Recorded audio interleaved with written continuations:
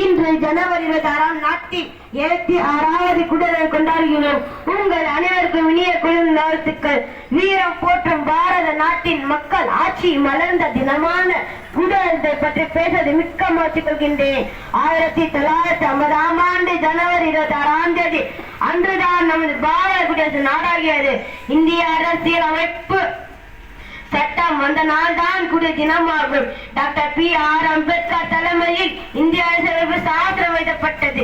இந்தியாவில் அரசியல் அமைப்பு உலகிலேயே மிக நீளமான சிறப்பாகும். குடியரசு என்றால் மக்கள் ஆட்சி என்றும் பொருள். குடியரசு தினம் அன்று நாட்டின் தலைநகரான புதுடெல்லிக்குள் கொடியேற்றப்படுவார்.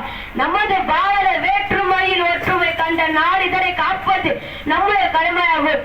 எங்கள் தேசிய கொடி அழகாய் அசைவது வீசும் காட்டு அல்ல, உயிர் கொடுத்து சென்ற வீரர்களின் மூச்சு காட்டினால்.